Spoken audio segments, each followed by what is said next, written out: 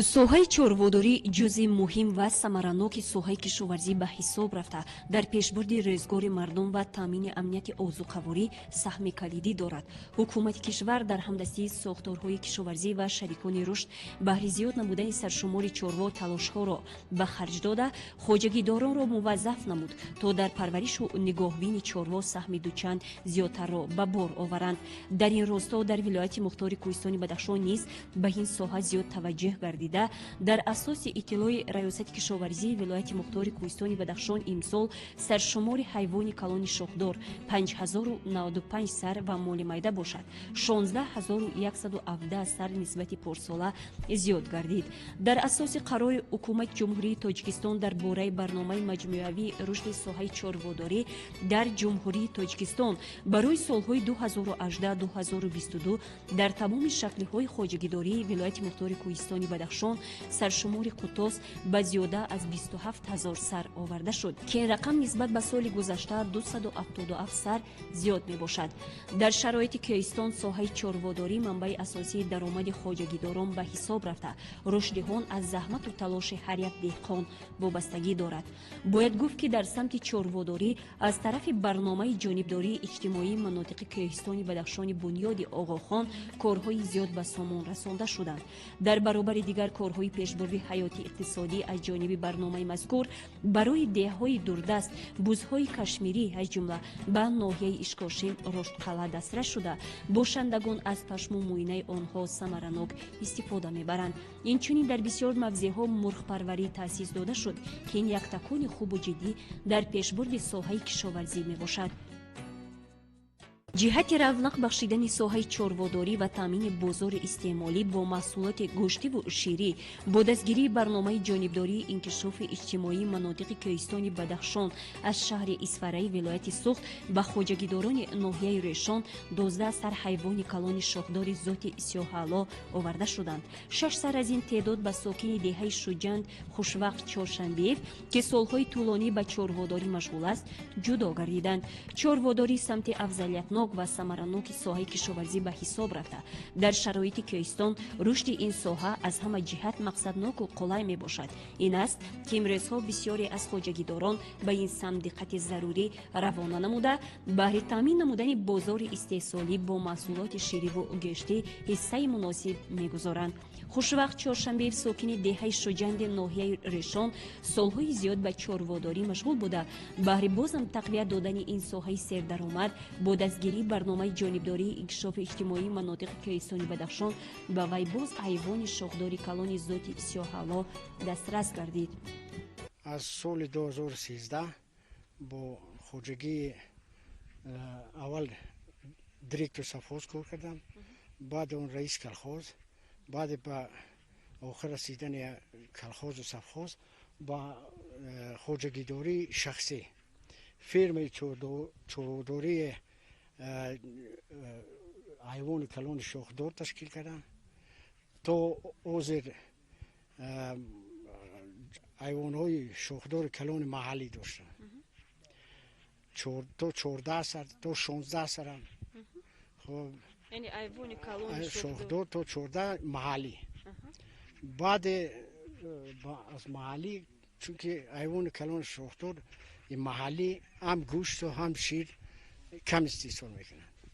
бинобар ин бо ҷонибдории МСДСП бо маслиҳату бо чӣ ана 5 сар ғиноҷини то 1.5 сола то 1 солу 6 моҳа ва як боқачаи 1 солу 4 моҳа аз тарафи МСДСП ёрдам карда шуд ва ҳозир маҳаллӣ ҳамун чорвои маҳаллӣ гуфтам, чорвои маҳаллӣ як тараф гузошта фақат ба ҳамин чи шохдори калони сиёҳала ай худи райони Исфара овардем бо иштироки ман. хоб дар район 11 сар ғиноҷини то 1 солу 6 моҳа, 11 сар, як боқачаи 4 ماهه گرفتیم عذر تشکیل کنیم که در چی در همین رایون و در ولایت استیصال گوشت و شیر بلند برداریم. чунин намудин моддаговҳо ва барзагов аз шаҳри исфараи вилояти суғд интиқол дода шуда тибқи иттилои хоҷагидорон аз чунин ҳайвон метавон дар як рӯз аз 20 то 30 литр шир истеҳсол намуда вазни чорво дар дусолагӣ то 1 тонну 600 килограмм мерасад. ба гуфти хушвақт чоршанбеи чорводорӣ воқеан соҳаи даромаднок буда 10 сар айвони шоҳдори калони маҳаллӣ ва 14 сар моли майда дар бисоти худ дорам. иброз дошт ки ҳамасола аз ҳисоби чорво ман миқдори муайяни маблағро ба даст мебиёрам ва дар таъмини хонавода ва хоҷагии деҳқонӣ саҳми бориз мегузорам.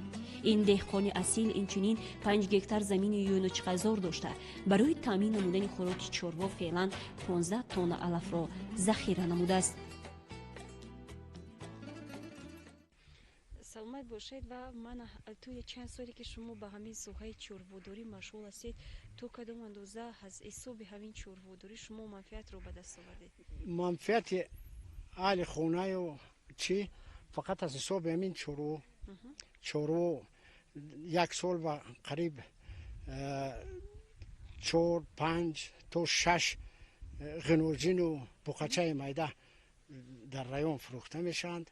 ин ҳар сари он то 7000, 8000, 9000 сомонӣ ба хоҷагии мо даромад мешавад. яъне дар ин самт ягон кас шуморо дастгирӣ мекунад? дастгирӣ аз тарафи МСТСБ замини ҳозир замини амагӣ замини 15 гектар аз ҷумла замини корам 5 гектар дорам. бисёри вай юнучқа корида шудааст. имсол бошад юнучқа ба лаблабӯи чорво ба сабзиам ба карам ҳамаи ҳамун чизи зарурӣ худам дар ноҳияи исфара дидам ки кадом ғизо барои ино фоиданок аст. ана ҳамуна мекорам дар замин ва чорворо тараққӣ метиҳам то оянда баъди 2 сол 3 сол бошад дар вилоят чӣ бояд ҳамин чорвои маҳаллӣ аз байн раванд. чунки ин фоиданок мегӯянд ки то дар исфара гуфтанд ки то 18-20 литр шир дар як шабона рӯз метиҳанд. агар 20 натиҳанд 15 тиҳанд инам бисёр ба шароити мо. дар самти таъмин намудани хӯрокворӣ ғизои чорво шумо асоса аз кадом манбаъҳо истифода мебаред? ё аз замини назди авлигии худ, аз замини шахсии худ, ё аз дигар сарчашмаҳо шумо истифода мебаред? ман замини ман хоҷагии деҳқонӣ дорам. 5 гектар замин ришқа юнучқа корида шудааст. аз ҳисоби ҳамун то 16-20 тонн каву алаф мегирам. аз ҳисоби ҳамун замин харид аз ягон ҷо харид не, фақат ҳамин чия харидан мумкин чи корм камбикорм ҳамина харидан дигар харидори ягон намуди ғизо нест. яъне ҳамин миқдор ғизои чорво кифоя аст барои зимистон гузаронӣ? то 15-20 сар то 15-20 сар ҳамун ҳайвони калони шоҳдор метавонам нигоҳубин ба ҳамин 5 фасли тобистон чорвои худ замини кушоди ғайри корам дорам. ана ҳамон ҷо нигоҳубин мекунам то охири моҳи октябр. ҳамин боду ҳаво ва иқлими ноҳия барои парво ва парвариш намудан ё нигоҳбин намудани чорво то кадом андоза қулай ва мувофиқи мақсад мебошад? қулай фақат замин бошад ки бедаю хас бедаю чи таъмин шаванд. дигар иқлими ҳамин кӯҳистон ҳамин рӯшон гирем иқлими ину иқлими исфара якеанд. ҳамунҷо як 2 рӯз нигоҳ кардем иқлими якхелаанд. нигоҳубин кардани ҳамунҷа инҷа нақстар агар замин бошад нақстар нигоҳубин мешавад. унҷа қариб 700-800 сар дар як фирмаи دور شوروی ساختگی همونجا نگاهی میکنند خیلی برای 610 سر چی همون فیرمای من کفایه است. انشالله حزیسو به هم انا سرشمور همین حیوان اطمینان می رود که سالی من بعد اینها زیاد کرده می شود و آیا که در صورتی که اگر زیاد کرده شوند آیا جای مکان برای نگاه داشت میرسد چون که خیلی کم تر دیگه حرکت کنیم جای کشوتر میکنیم. جای اینجا کشوت برای ساختن اغلخانه و فیرما شرایط است. خیلی با انشالله با یاردم میکنند MSDSP خیلی چی بزرگ است با میتواند یاردم کند با چورو ترقی میدیم. سلامت باشید و شما همچون چوروادار که سالهای طولانی است که من به همین چورواداری به همین سمت مشغول هستید و برای دیگر خواجگی دوران شما در سمت پرورش و نگاه بین نمودن چوروا و رواج و رونق دادن همین ساحه چی توصیه ها یا مصلحت ها دارید؟ مصلحت همین خیلی است که چوروا این اساس اصلی همین کوهستان است. چوروا اگر ترقی ده زندگی همون پیش می رود. بله. در خواجگی من هم حساب خواجگی من فقط از حساب همین چوروا با محلی بودن. حساب همون همه چیز تعمیم می شد. همه چیز و چی حواس کنی حساب همین خیلی یک بقچه میده تا 9000 تا 8000 می فروشی و هم رایون از گوشت تعمیم می شد. هم برای خواجگی اهل خانه و خواجگی فایده کلان میرساند. بسیار توصیه که کسب چورواداری هم مال باشد حال است. این چوروادار موفق در آینده نیت دارد فرمای خواجگیداری را وسیع‌تر نموده چوروای ذات سیاح‌آلو را زیادتر نماید و در پیشبرد ساحه چورواداری زمینه واقعی را فراهم سازد. چوروادار دیگری که از جانب برنامه جانبداری انکشاف اجتماعی مناطق کوهستان بنیاد آقاخان به وی چوروای کلان از ولایت سوغ دسترس گردیدن این ساکن دهه بروشان جمعه یاغیبکوف می باشد. وی مینادارگی خود را به برنامه جانبداری انکشاف اجتماعی مناطق کوهستان بنیاد آقاخان می رساند که برایش 400 ماده‌گاوهای ذاتی دسترس شدند. ما تشکر میکنیم به خزینه آقاخان که برای زندگی آینده مردم بدخشان کمک خواهد کرد و امید داریم که در آینده از همین گاوها نسل بسیارتر بگیریم و برای انکشاف ترقیات مردم بدخشان یعنی ایسای خود را گذاریم. امید داریم که برای شیر، برای قیماق، برای مسکه و نسل اینها را روز به روز زیاد کنیم و برای مردم بدخشان برای خیش بار خود تقسیم بکنیم.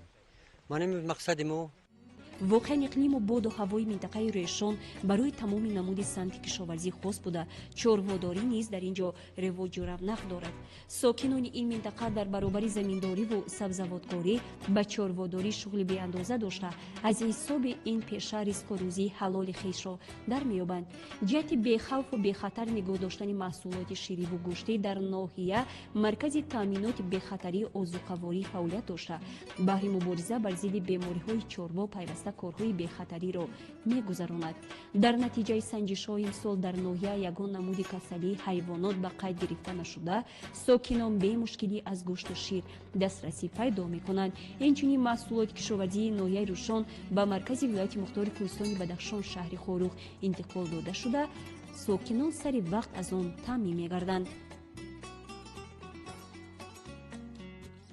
چقدر که شما دیده سودید از طرف برنامه جانبداری انکشاف مناطق کوهستان با مبلغ‌گذاری جزئیات از جماعت نوگلیم نوعی اسفره به نوعی روشان 12 سر حیوان شاخدار ذات سیاولا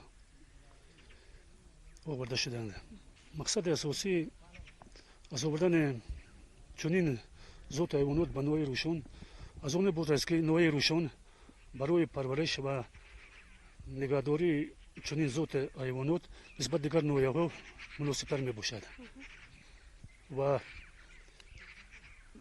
چقدر که مدیر سوریت با در اینجا 8 سره ایوان شغدور خلون زوت علا و 6 سره دیگر دیهوی نویا با چورودورون الویدا تقسیم کرده شدند و در اونجا سبب اساسی آوردن چنین زوت چورو به نویا این زود نبودن زوت چنین زوت حیوانات که حیوانات با اقلیم نوعی ما زود مطابق می شوند و در اونجا کوشش میکنیم که شیر اصاب چنین حیوانات زیاد نماییم.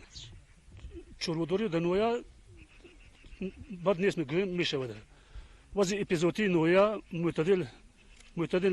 معتدل است و در اونجا کوشش میکنیم که وضع اپیزودی نوعی رو معتدل نگاه داریم. خوشبختانه در نوعی ما وضع تو امروزو وضعیت نوعی خوب است. یکم کسلی سروتی حیوانات بقیه گرفته نشده است. چرووداری واقعا سمت مهم و افضلیتناک در پیشبرد ساحه کشاورزی بوده. رشد آن از هر جهت به خواجگی ها منفعت آور می باشد.